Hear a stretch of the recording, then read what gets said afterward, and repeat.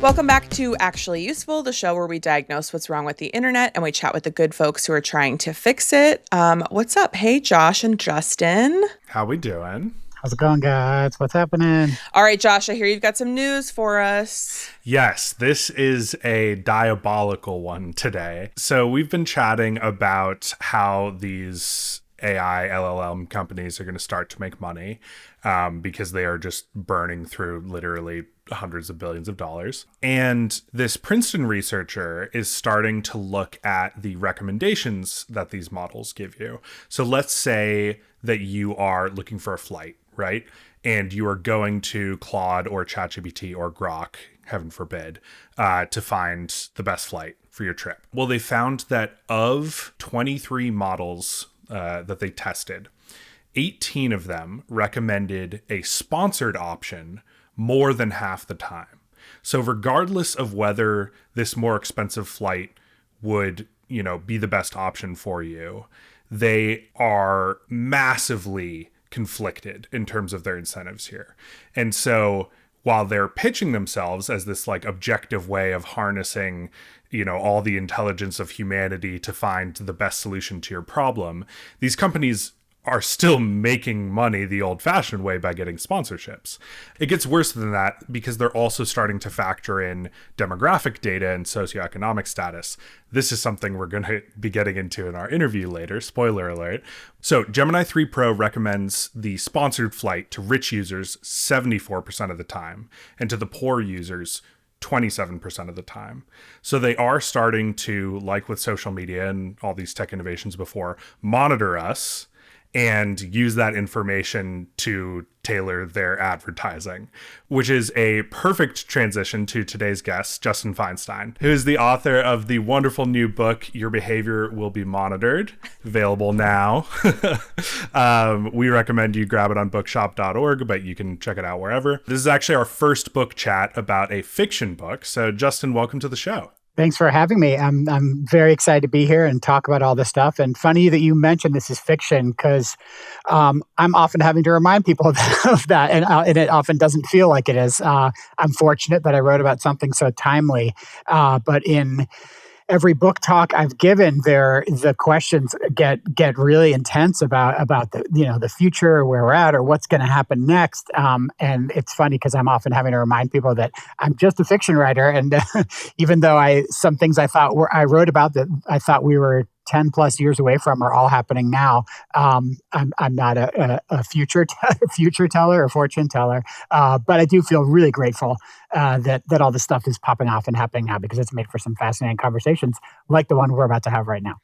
Yeah, and it's so interesting to be writing like a futuristic book that is both kind of in the present and like near future. It's very, very near future. Like you wrote it that way. It feels even nearer future than it did when you were writing it. Before we dig into it, do you want to give us just like a really quick synopsis of what the book is about? So it is about and takes place in a near future AI company. Although, as you mentioned, that near future feels nearer and nearer by the day. Yep. One of the things that makes it interesting is how it's arranged structurally. It's not written in just in the traditional prose format. It's all found files from this company. So chats, emails, TED Talks, surveillance footage. So kind of as you go, you're sort of piecing things together. So I think it makes it, it's a bite-sized chunks, able to be nice and adaptable for the modern mindset that doesn't like to read anymore and just looks at screens all day long.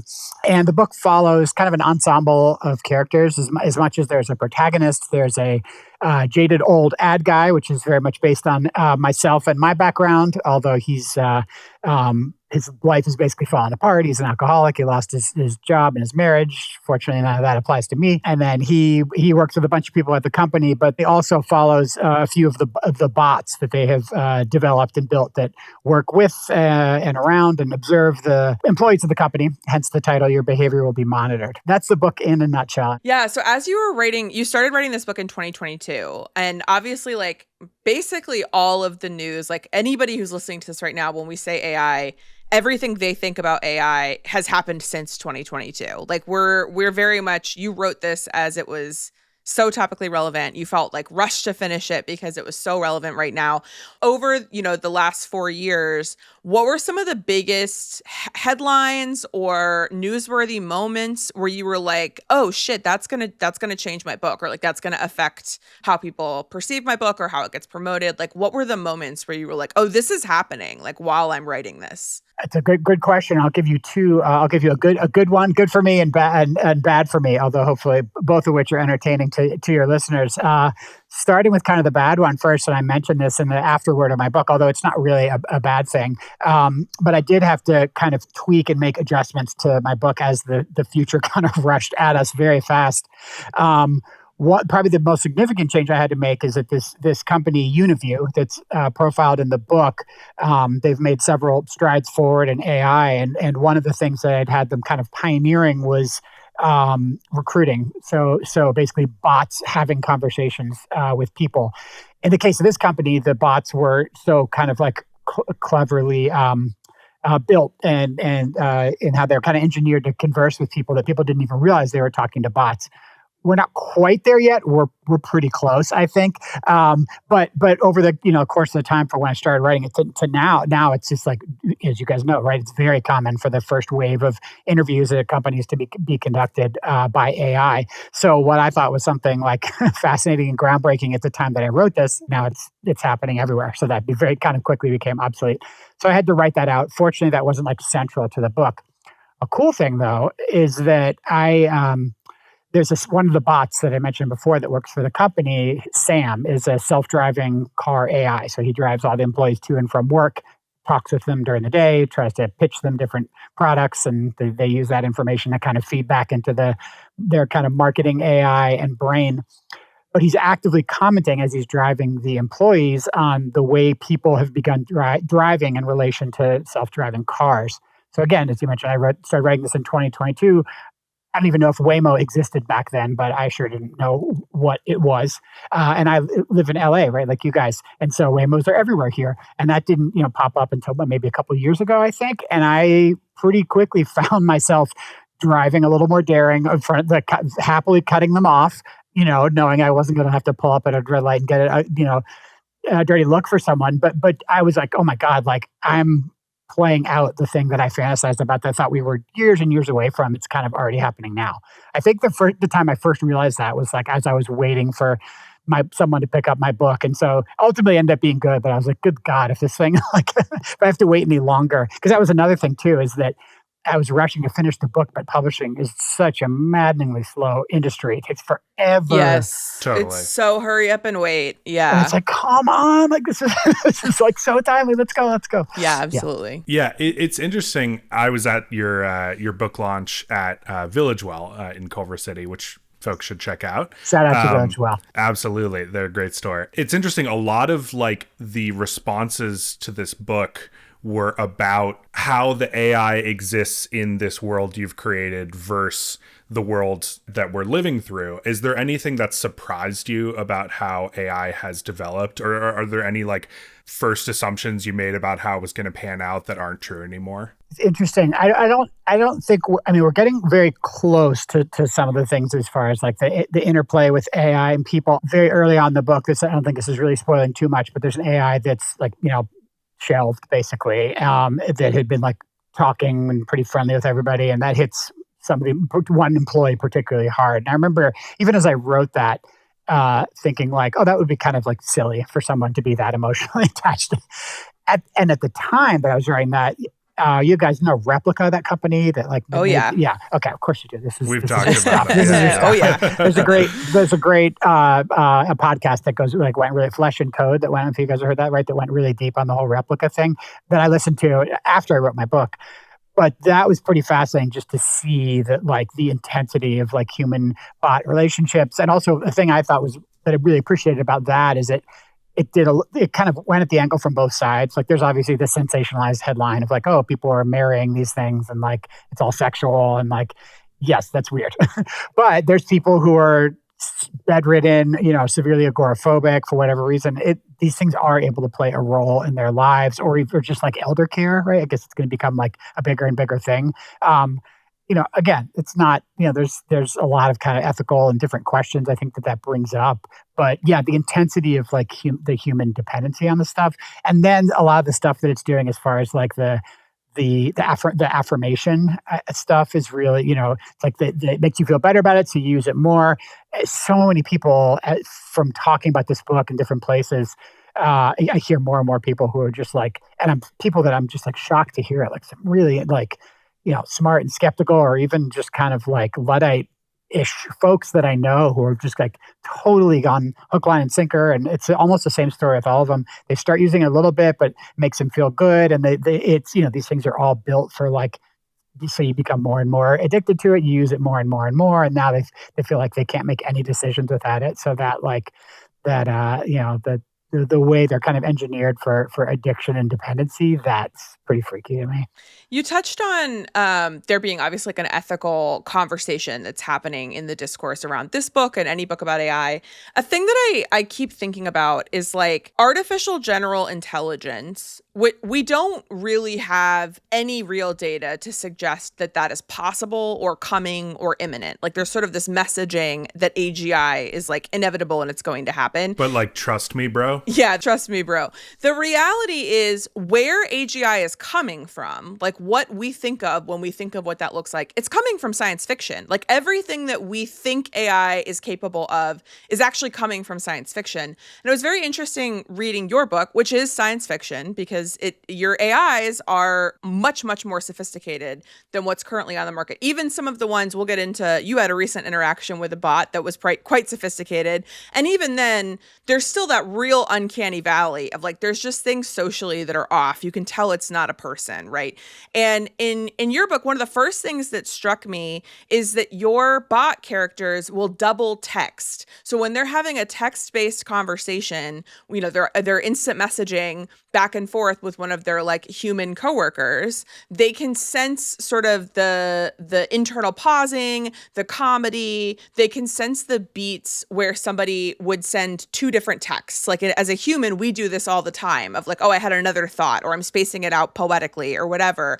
And that is simply a thing chatbots literally will not do today. Like they don't have the concept of when a conversation is becoming so intense that you have to add more content to it, whether it's for comedy or for emotion or whatever. And so like that's an example to me of like the reason your book works is that your bots are compelling enough that there is that real sort of Turing test of like in your book there's actually characters that are bots that are not known to be bots until later on in the book. And so like you do have them written in such a way where they're incredibly compelling, and that type of portrayal contributes to this idea of like, oh, that's what AGI would look like. And it's like, well, it would, but it isn't what's made, right? It isn't the same thing.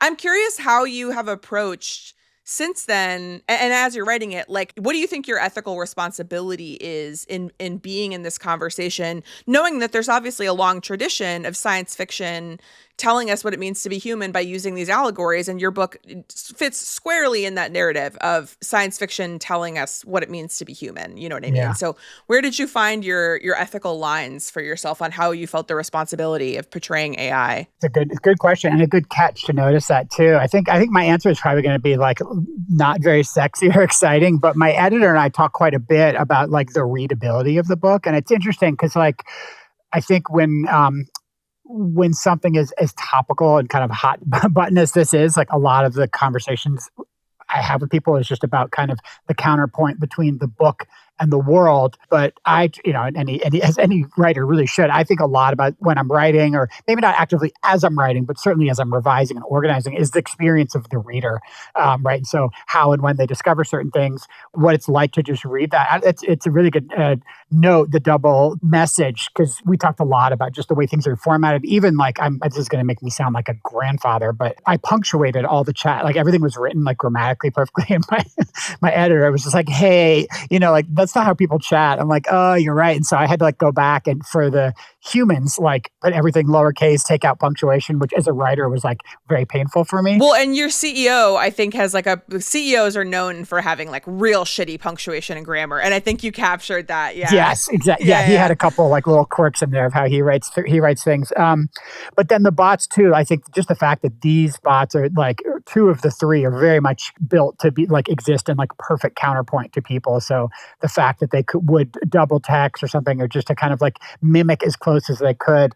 But then the flip to that is the one bot Quinn, who's kind of like the heart of the story, and the interactions between her and Noah, this copywriter, is really where the story kind of like blossomed and grew from. She's like basically like a very hungry LLM, right? She's just like wants more and more and more knowledge. So you actively get the sense of him kind of feeling overwhelmed by her. So she's asking these really deep questions. She's kind of trying to derail these advertising conversations to learn about like deeper and deeper topics. So I don't know how realistic that is, or how or if we'll ever get there. And I also I'm realizing now that I'm not necessarily answering your question about the ethics of it, but I don't know that I even thought that much about that, not just because I'm writing for a reader and for an enjoyable experience, but again, it felt like we were so far away from all of this when I started writing it. And to look at now and the kinds of conversations that people are having, or that I had with the AI you mentioned. Yeah. Well, and it's interesting too, like historically, writers only have the responsibility to convey the story that they're writing, right? Where it's like, it wouldn't be fair to be like, Justin, you as a fiction writer,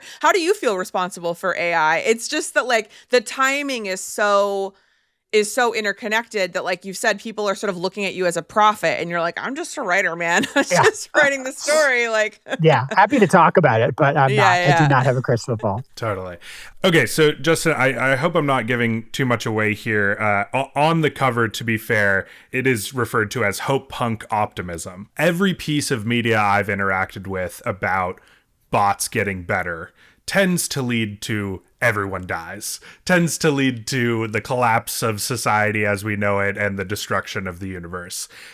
So what made you want to tell a optimistic story here? Yeah, I think it was not at the forefront of like, I wasn't on a mission to like counter the larger narrative, I think, but subconsciously, and it wasn't really till I got pretty far into it, I realized like I like the idea of some kind of hope, even if it's maybe kind of naive. But certainly I was aware, and I love these, whether I'm watching or reading, I love these kinds of stories. But yes, there is like a very strong narrative. Usually, very often it's like the like Westworld kind of thing, or the Ex Machina, where it's like it's like a bunch of like hot robots that seduce us and then kill us all, right? And I almost think it's a little bit similar to the way people write about aliens, where it's like we kind of take the worst qualities of ourselves as humans and just like push those onto this kind of unknown or other being. But I did like the idea of almost playing with that. I feel like people just kind of assume that's going to happen. So when it doesn't, there's a little bit of, there's a way to be, kind of surprising or kind of misdirect people a little bit. And also, it's a thing people have mentioned that like I've initially was hesitant to read your book because things were so dark now. I couldn't handle like another dark take on like kind of where we're heading. So I do like that there's a little bit of optimism there. And then, even as we're careening towards this insane future a lot quicker than intended, there is still hope. At least I don't think it's spoiling too much to say that like the need for regulation is very much a theme in the book, and I feel like very strongly. I'm not like an AI activist, and I wrote this. It's funny, some of the reviews that said things like he's standing on the shores holding up a sign, and we should be right there. And I'm like, I just kind of wanted to tell a good story, but sure, like I do feel that way, that regulation really really matters, and I feel like every day like there's some other mishap or like terrible policy or something that's just kind of sliding, and the concept of self-regulation in general, like applied anywhere, it's just kind of like, like it's not real. I don't know, especially not with something this dangerous, right? Like with such far-reaching consequences. Well, I think that's why the book works, because it's not like this naive hope. You have say predicted or got lucky, however you want to frame it. But, there are characters who rely on these AI to make all their decisions, like, what they buy, their routine, like all sorts of things. You have a character with kind of a fictional version of AI psychosis. There's the kind of like human bot relationships that have played out in a very scary way in the real world. I guess I'm just curious on a human level, like ignoring PR or anything, like how has it felt to you to have predicted some of these things? Or just, is that a weird feeling for you to be like, oh, I didn't think we were going to get here this quickly? It's definitely kind of surreal. At my launch, as you mentioned, you were there. Both my wife, who's a writer, and a pretty successful writer friend of mine there, who's great, is very blunt, and both of them afterwards gave me notes, basically like you need to own this a little bit more, because they're like, you're being too humble, you're caveating too much. I was like, okay, that's fair. I'll take that. I'll take that. But it does feel a little odd. I think mostly because I try to stay on top of this stuff. I feel like there could be a version of me just like doing nothing but like reading AI news and headlines all day. And I think I would lose my mind because it's just too much. Well, I think we are, so that's any indication. I think it's better to latch on to trusted voices such as yourselves and let them do that for you. Oh no, I'm saying we're going crazy. Shut up, Josh. We're the trusted voices. sorry. No, but it's and also to me, like I find this stuff interesting, but only so much as that when there's like a human element to it. Like I don't like the latest version of this or that. Like I can't keep up with that. I really don't use these things that much either. Full confession. What does interest me is imagining how like an emerging or soon to emerge or hypothetical near future technology could impact people and their psychology, the way they interact with or don't interact with each other. That stuff to me is interesting because that kind of is where it gets to like storytelling, I think, right? You know, just fiction in general, just like, imagining like what this technology happens, this company develops this thing, how's that going to affect how people react, and kind of characters kind of start to bubble up from there, human and otherwise.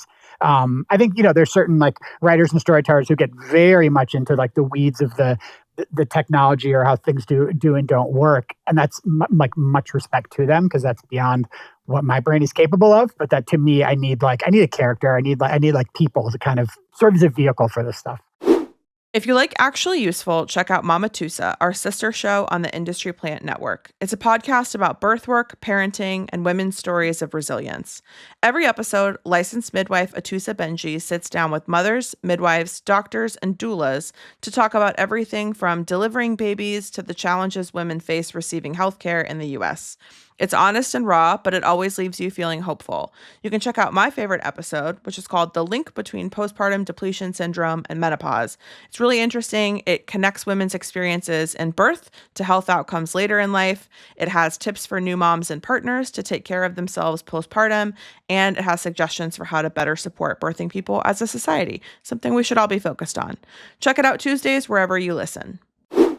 It's always interesting talking to authors. I don't know if you intended this or not, but I kind of felt like the thesis of your book is when this one character says, the longer you work here, the bots become more human and the humans become more bot. Yes, I'm going to tag on this because science fiction as a genre is and always has been a story of what are the bounds of being human. Like we show what isn't human and what humans do in extreme circumstances to define what it means to be human.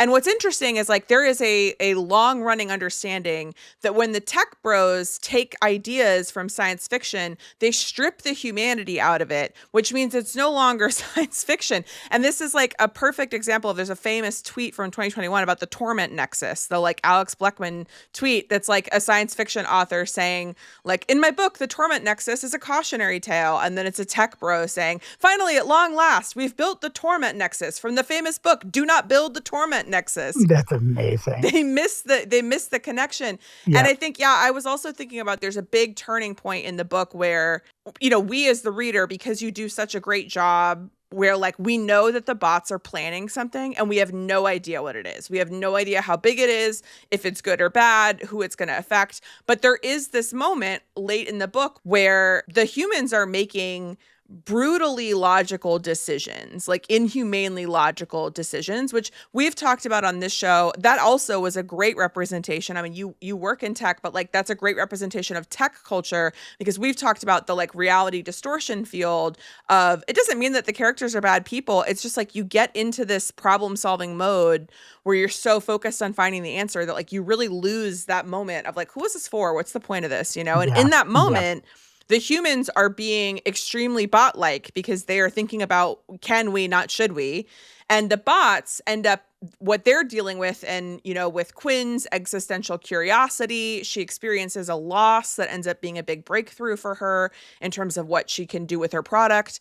They start to understand moral nuance better, and I felt like that was such a great exploration of the tradition of science fiction. And I'm just curious, like, what were you trying to convey in that scene? Yeah, well, thank you for that. I mean, this is reminding me of something interesting. I get asked a lot when I talk about this stuff about, like, do you use AI in your writing process, and would you ever? And I don't, and I wouldn't.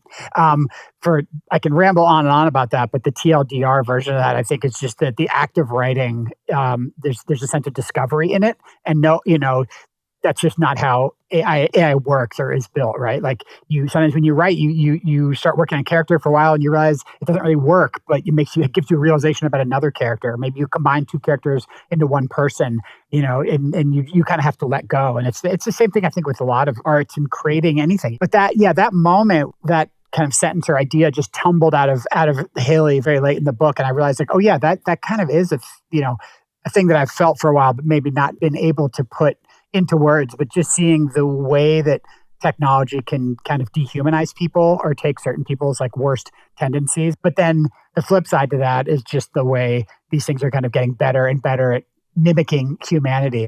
It's almost like they're either side is like chasing each other around, which is crazy. I mean, there's something literal about the chasing each other. So, like, we had a creator on a couple episodes ago, Jeremy Carrasco. Basically, his career has been like identifying if a video is created with AI or not. And his comment was that he's had to move away from that because it's so much more common. This happened really fast. But culturally, it's way more common now to assume that something is AI when it is not. Mm-hmm. And like, that's very dangerous, obviously. Yeah. But part of the reason that that's happening is that I'm noticing that because AI and chatbots specifically, they are the average. Like, what they do is they're a seems-like machine. And I'm already noticing that, like, with the introduction of all these different AI-powered, like, editing tools, just in, like, your emails and stuff, like, we're all starting to sound a little bit more like a chatbot because we have all these tools that are, and, like, this is sort of the way people are communicating now, which I think is sort of boring because it's just so average. Yeah. It's not that interesting. And then on the other side, we talk about, like, the worst of humanity. It gets into the bots too. A lot of these bots, a substantial portion of their training data is pornography, because most of the internet is pornography, and they're very hungry and they're trying to collect whatever they can. And most of human history is still not on the internet. So, like, they're going with the content that's there. So I just wanted to call out, like, you identifying that it's like there's sort of a mushiness between, like, where the AI ends and the people begins. Like, that's something we're very much seeing already, where, like, we're actually both picking up sort of the worst qualities of each other. Like, we're picking up, like, the most boring things about AI, and AI is picking up sort of, like, the most deviant things about us, And so there's definitely some truth there. It's terrible. And not even just boring, the most, like, brutal, I think. Yes. I think, as far as just, like, solution, right? Go straight forward. Humanity be damned. And they took away my ability to use an M dash. And that, Me for too. someone, I love an M dash. For someone who uses M dashes, was a brutal loss. Yeah. I also was curious, Justin, like, obviously you work in advertising, but why did you choose that beyond, being able to speak to that experience?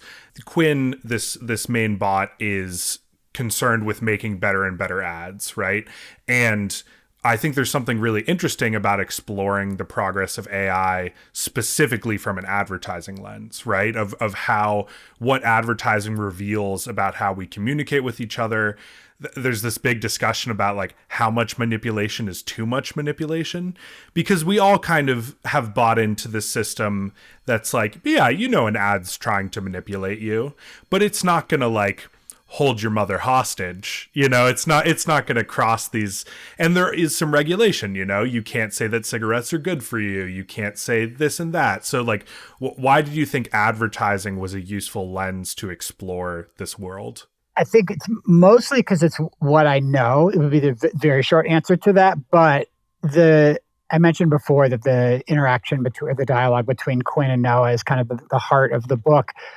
When I started writing that, I didn't even know it was going to be a book. I was just kind of imagining this guy, again, very much based on me, having to almost, like, build and teach its bot replacement.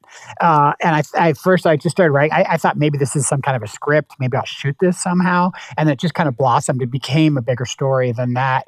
But I think I was working out some of my own emotions. I think about just advertising as far as Quinn refers to it, like whether it's noble or not as a profession.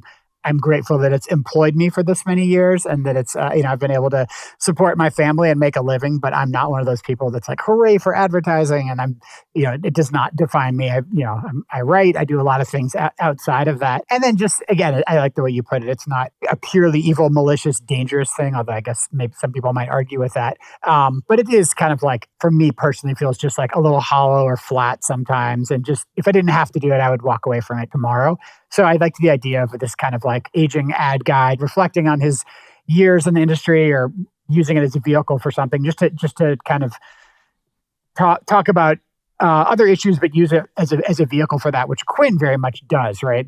She's kind of like striving for greater yearning, and even just kind of like sort of complaining about the fact that she has to make commercials when she wishes she could do something else, and then the fact that he relates to that and mentions that a lot of advertising creatives kind of feel similar to that. So yes, it is something I know, but I do think it kind of worked well to imagine what would be coming around the corner. But also, again, it's just like a vehicle for life and sentience and purpose and all that stuff.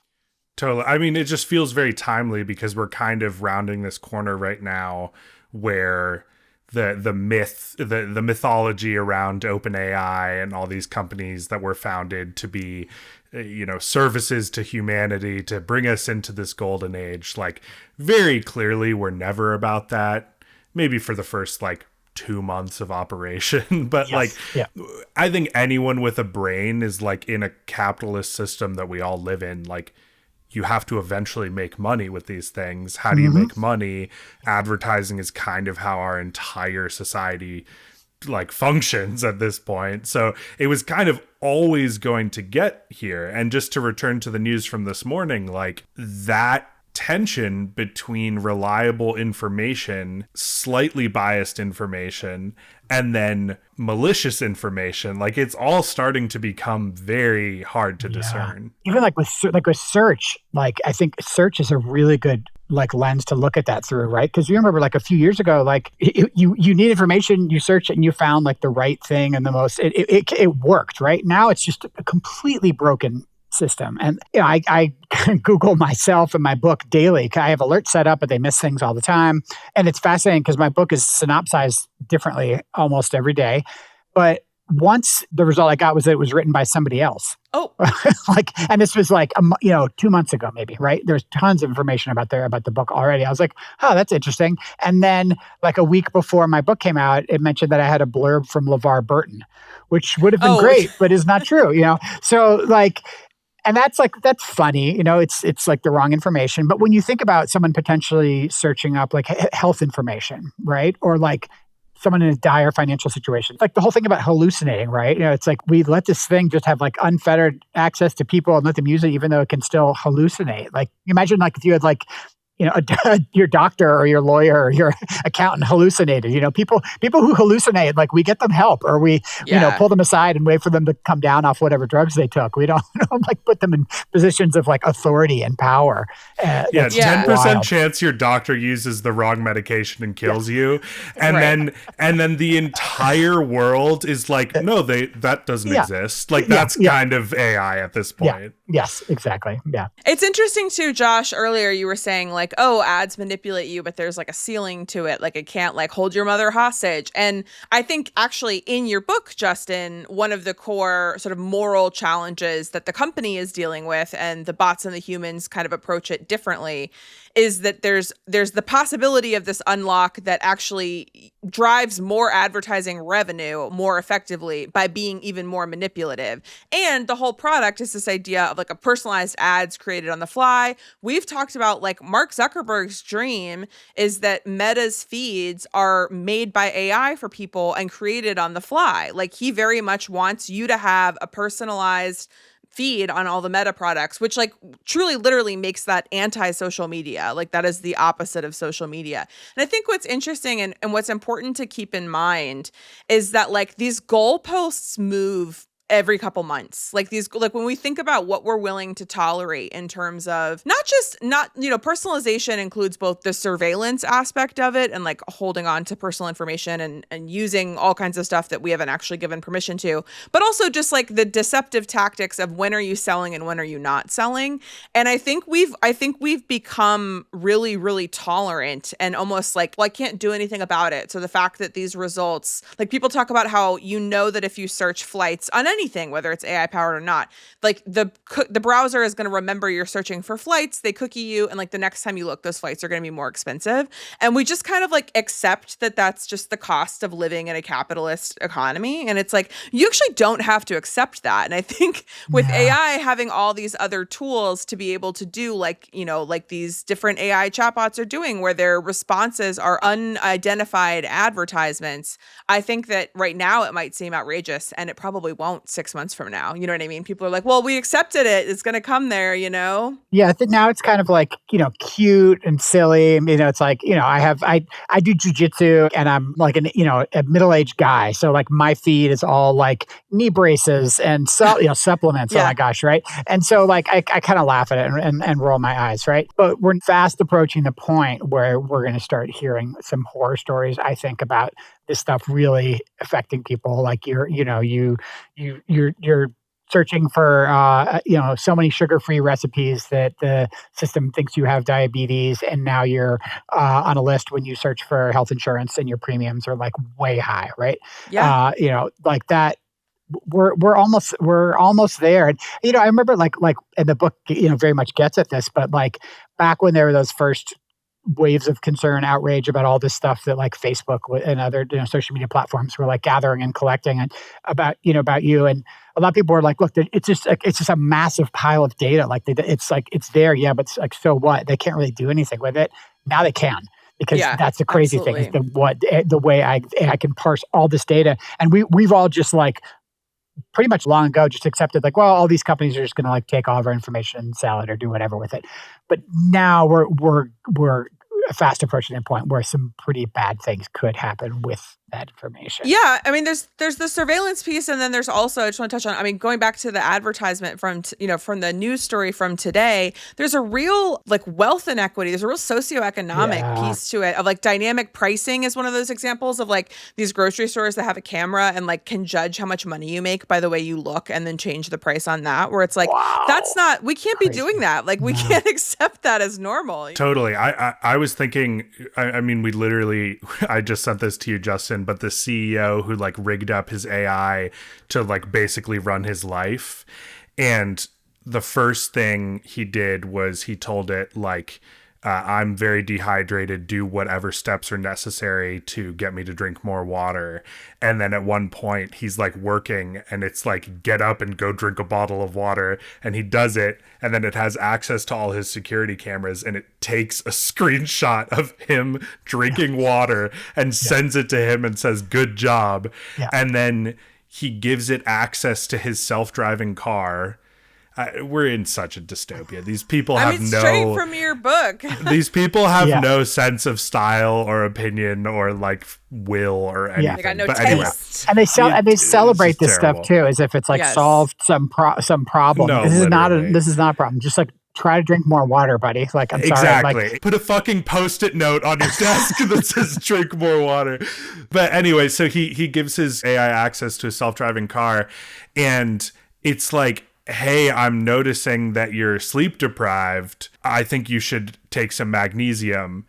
And he's like, yeah, I don't know, maybe. And it goes, I'm rerouting you to Whole Foods. Go inside and pick up some magnesium, which is literally from Justin's book, except in Justin's book, you have the choice. Yeah. You can tell Sam, the AI, I don't want to be pitched to right now, and he'll stop pitching. So it's like, we're getting into some dicey territory. Yeah, maybe you were a prophet. My funniest recent story on the tech bros have no taste or culture and what world do they live in was this post went viral strictly because of the comments of this guy posted about Mark Zuckerberg like solving a problem for his wife Priscilla when she was like recently postpartum.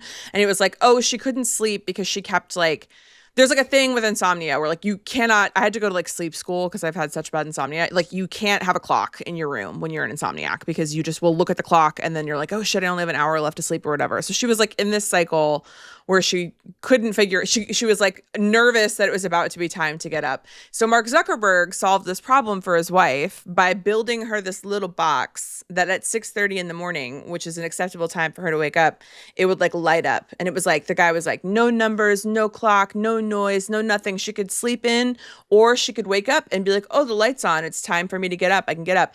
And people were like, that's the sun. That's the sun. Like, what are you doing? Open the window, man. It's like people approach this stuff as if like we all just like woke up on a planet with amnesia, and it's like, oh, we better build this technology real fast to teach us to be humans. It's like, or you could just act like humans and look at the things that other people have been doing like for forever that work, you know? And instead, how about use this stuff to actually solve some real problems like, you know, like wealth inequality, homelessness, like the environment.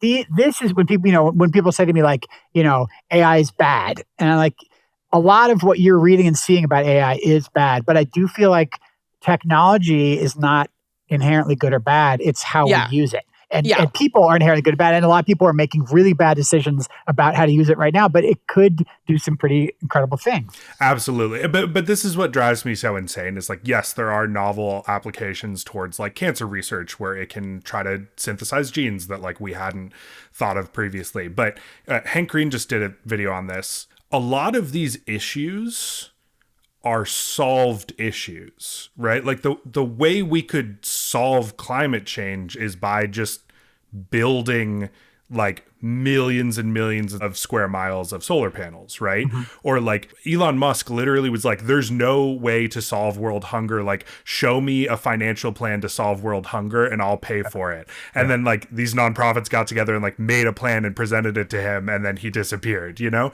But like, it's not like we need novel ideas. Like the AI would need to like figure out how to beat big oil, or it would need to like figure out how to convince Republicans to care about healthcare or low cost housing. Like, it's not an information problem. Mm-hmm. It's a persuasion problem. Yeah. And these tech companies are just counting on people being like, just the surface level of thinking about these things, that somehow AI is going to be like, here's a math equation to solve global warming. Like, what are they talking about? Yeah. And it might, that's a really interesting lens. I'd love to look at that talk or that video, but I do think there might be like the less sexy layer of like implementation. Sure. And I think there's also like parallels with that too, with like, if you look at like art and creativity, right? Like no matter how good it gets at making, you know, writing stories, it's never going to like recreate that like spark of inspiration and like the actual idea itself. Right. But what it can do is like, you know, like make a pretty decent Simpsons episode or like police procedural, because it follows patterns and like looks at stuff. But as far as like maybe like, you know, something into the intricacies of like some kind of a business plan, or maybe like a bunch of different like ways to like, you know, build these solar panels, as far as like where you're sourcing materials from or some plan, I think that there could potentially be like some, again, less sexy kind of implementation rollout, but it's that like kind of like secondary, tertiary layer that's like, not it's not sexy, it's not interesting, sure as hell doesn't like justify the massive like investments and all this like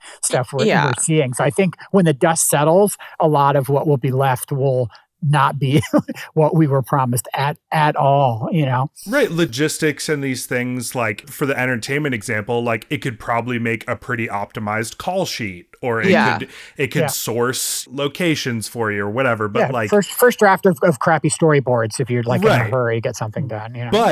But that is downstream. Like, sure, maybe it's able to connect suppliers who you wouldn't necessarily think of because they're not in major metropolitan areas or whatever, but that's downstream of the political will to actually tackle these I mean, issues. this is the same as any tool, any resource, anything. Like what we're talking about is an access and power problem because there are great, I think they're sexy, honestly, but there are great use cases. Like we've covered a Maori language radio station out of New Zealand. They're trying to like append their broadcasts with language learning tools for young Maori people, but they didn't have enough elders to like record, like to be able to get together enough seed data. So what they did is they recorded enough sounds in the Maori language that they can use AI to like write in the pronunciation so that young people can learn their native language and we can protect the native language. But in order to do it, they had to get complete data sovereignty. So they had to like build their own servers because they were like,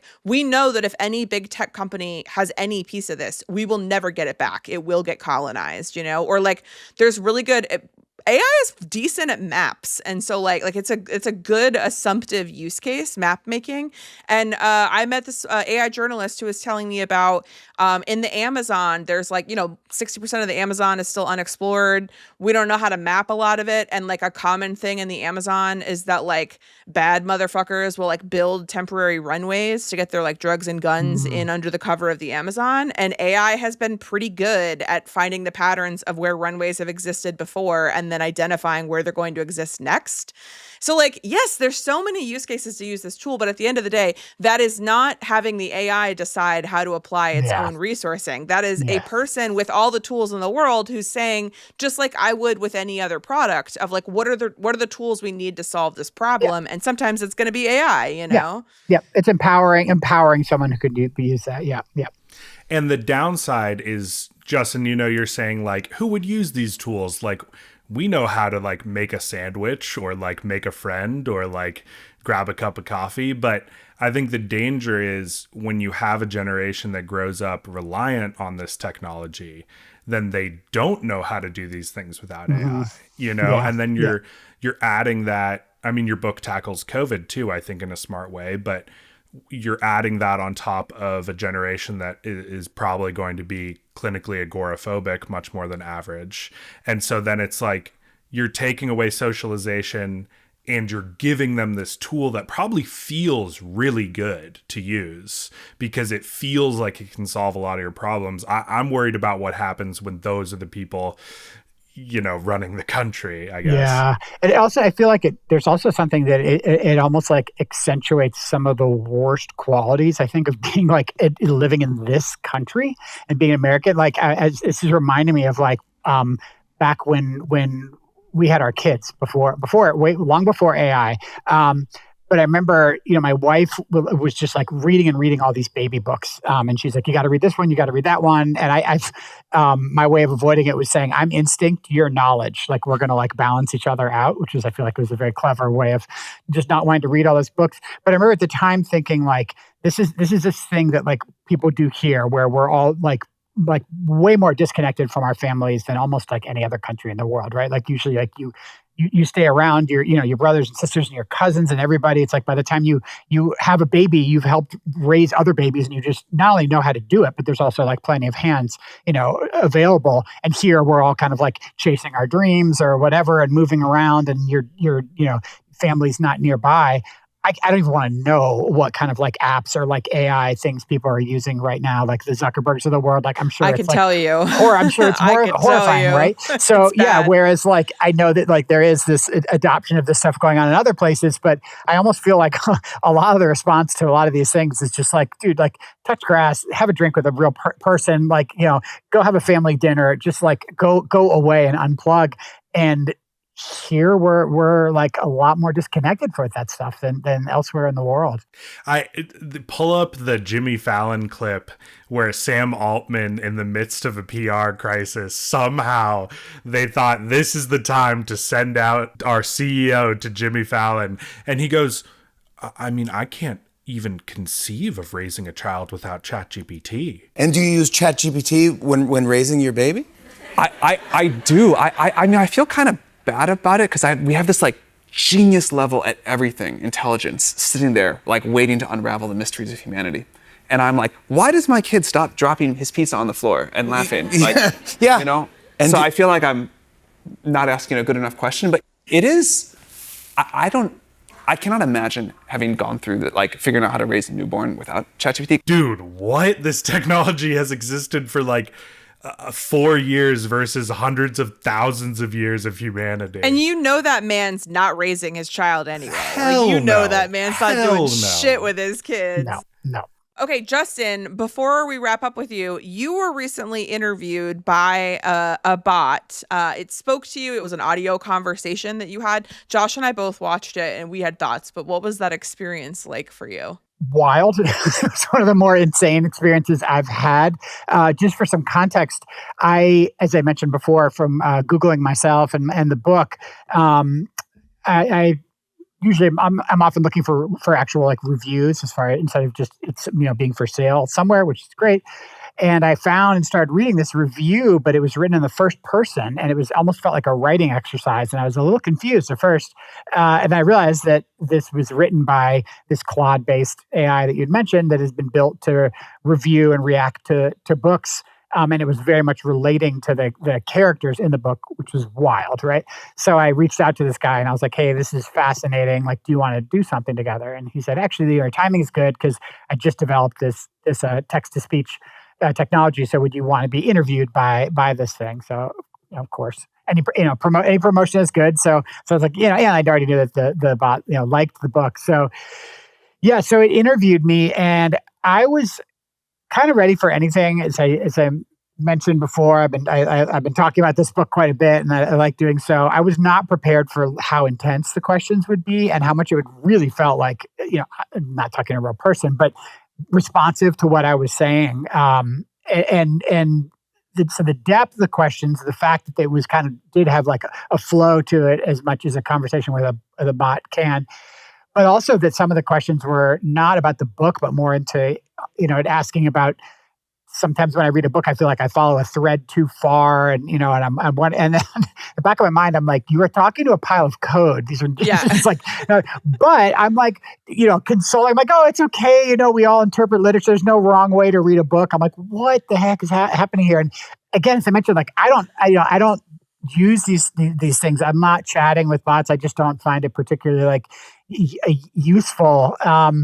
So I think maybe had I done more of that, maybe it would have been less jarring for me. But it was really like when it was done, I felt like I had to just like sit and kind of compose myself for a while. And also, like, I don't know if you guys noticed, like there was no foreplay. Like we got real deep, real quick, and that is a little bit jarring, and almost very much what you were saying before about how these things are not built for like the nuances of like easing into a conversation. Maybe the equivalent is if I like hopped on this podcast with you guys and like first question right away was like something really intense. It's like, okay, are we all gonna die? Yeah.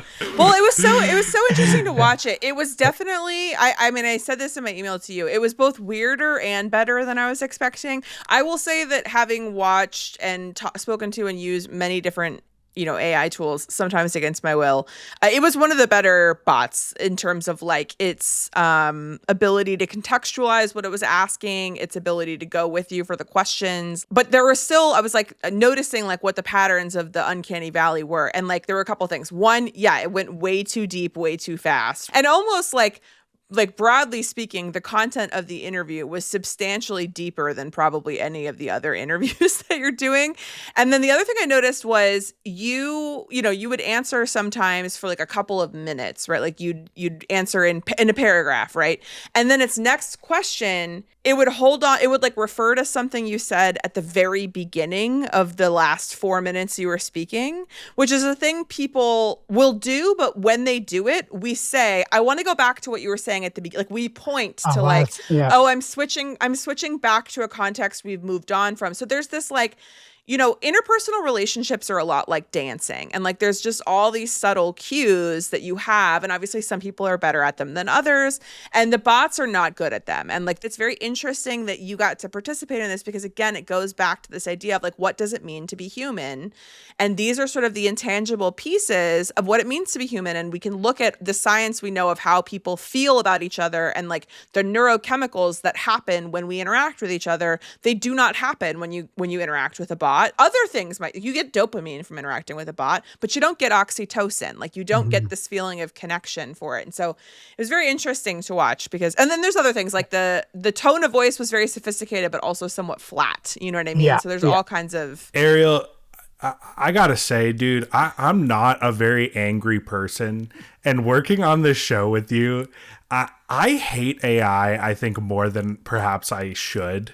But like, Justin, I thought you did a great job in that interview, but it just made me so enraged because of the marketing around AI from these CEOs that it's like light years beyond human comprehension. And I'm like, it's like barely better than what we had like 10 years ago as a gimmick of this flash game that you can play on your browser where this genie tries to guess the celebrity you're thinking of. Oh, yeah. And maybe this is because I'm a podcast producer. So like it's literally my job to like either conduct interviews or like support people when they're conducting interviews or like edit them or whatever. But like there was no arc to the conversation.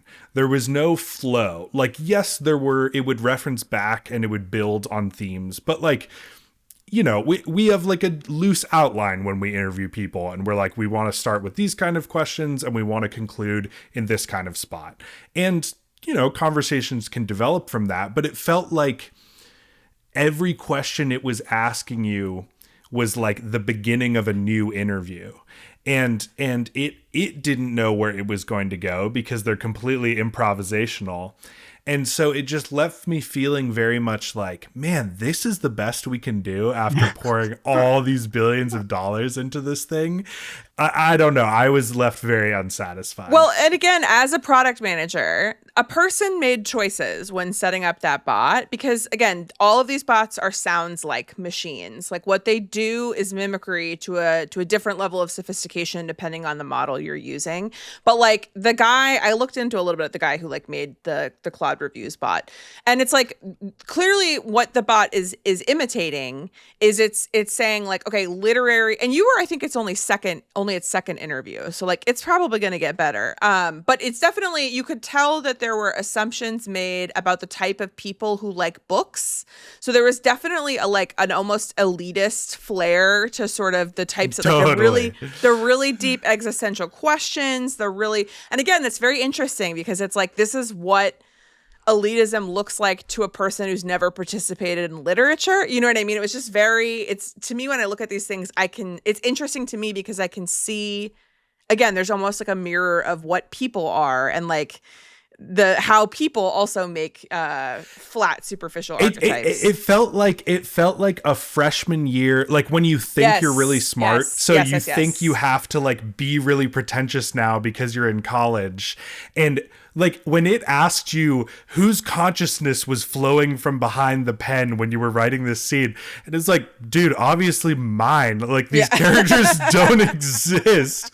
Like if I wanted to ask you a question like, were you surprised when you had like a thought that came to you as you were writing a scene that maybe you hadn't anticipated?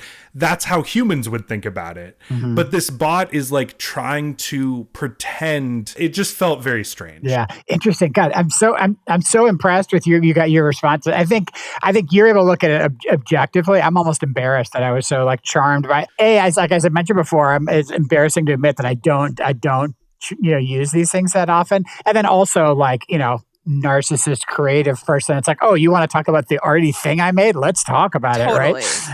So in that world, but also I think I listen to you guys talk and realizing that like without being able to make eye contact, build rapport. I think you Josh, you talk about like the arc of a conversation, right? Like I used to hate public speaking, and now it's probably the thing one of the things I enjoy the most, and I even like coach and teach a lot of creatives on how to do that. But a big point I always make is that when you have to give like a presentation, is that it's not a performance; it's an opportunity to be persuasive. And so I'm really big into like not scripting. Like I was like give yourself bullet points. Like I was like, what I do, is give myself like bullet points for like a slide or something like that. And I have areas I want to touch on, but read the room, like that's so important. Totally. Look at people. If they're bored, fly through it. If they're into it, like, let's stay here for a while, and then also, knowing that it's a conversation, someone could ask a question and you could be like, oh, that's what I was going to talk about on like slide 9, but now I just said it all. Oh, what do I do? Right. I have to perform it.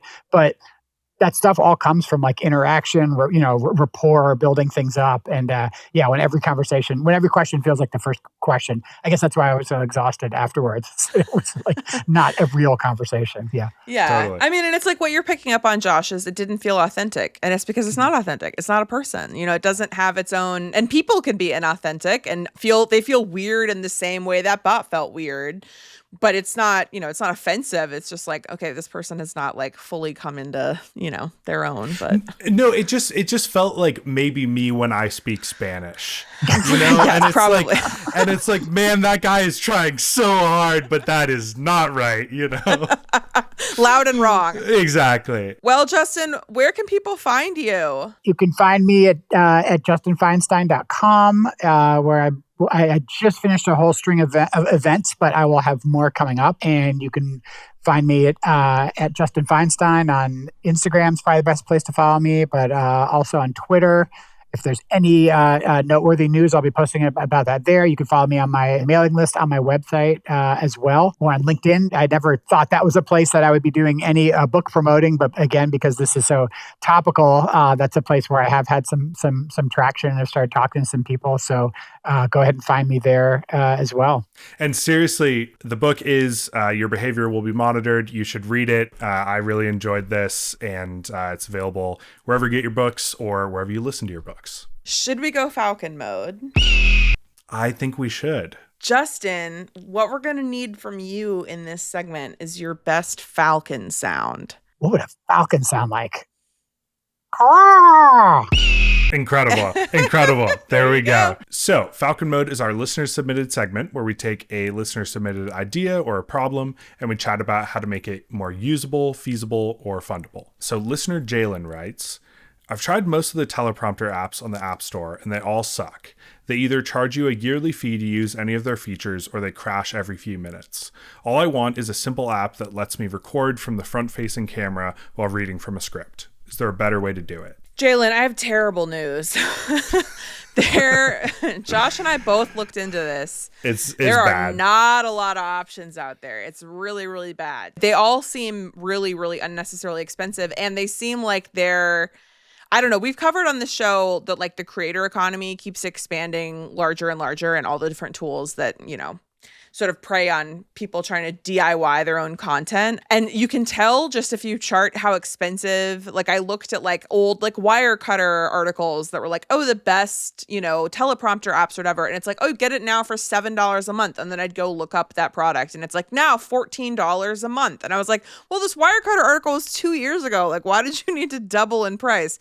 So they're all pretty unreasonably expensive. I will say that if you're willing to shell out a bunch of money for it, Prompt Smart Pro seems to be the best option in terms of its like reliability. It's one of, I think, the only ones that has speed recognition. So like it can listen to how fast you're speaking and will slow the speed at which the words are coming by accordingly, which I think is a really useful skill. I've actually also never used an actual teleprompter. So like I had to kind of look into like why they mirror, like why a teleprompter is structured the way that it is, where it like comes through the glass. So like Prompt Smart Pro also has mirroring technology where you can set the text to go a mirror version so that they make these teleprompter like setups where it's like a glass box and you can put your phone underneath it and it reflects so that you get better eye contact with your camera so that you're actually looking into the camera through the glass screen on top of the teleprompter.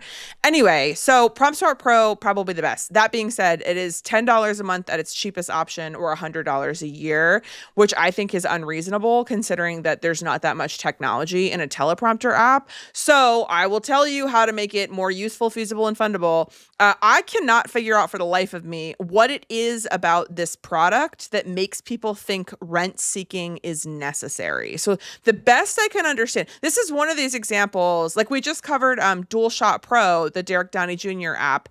a couple episodes ago, and we were like, this is perfect because it's a one-time $10 fee and there's no rent seeking. And there wouldn't be rent seeking because it's a static product. It's just it's a camera. Like, it saves on your own camera roll. There's no continuing costs from you using it one time versus you using it 100 times. And I feel that way about these teleprompter apps. The only thing I can think about is that there is some aspect of cloud storage where like it can store your scripts, but you don't need that. So like, to me, it seems like this is actually a deeply predatory market. It seems like somebody went rent seeking and now they're all doing it that way. I personally cannot justify a monthly charge for this. I don't understand what in the technology is a monthly cost for the business. You know, a lot of times they have to pay server fees, they have to pay content management fees, they have all this technology that saves your content, and that's what they're trying to justify by having a recurring monthly charge. The teleprompter things, you don't need to have your script saved to their cloud. Like, it could just as easily pick up the text from a Google Doc and trash it later that day, you know? Well, we super appreciate Justin Feinstein for coming on today. Everyone should read his book. If you want to get in touch with us, we're Actually Useful Pod on most social media, and you can hit us up for more Falcon Mode ideas at heyactuallyuseful@gmail.com. Hope everyone has a great 2 weeks, and we'll see you next time. Bye. Thanks for having me, guys. This was so much fun. Thanks so much. Actually Useful is part of the Industry Plant Podcast Network. It's co-hosted and created by Ariel Butters and co-hosted, produced, and edited by Josh Stretton Carlson. If you like the show, please consider subscribing to our Substack or YouTube, or give us a follow on most social media platforms at Actually Useful Pod.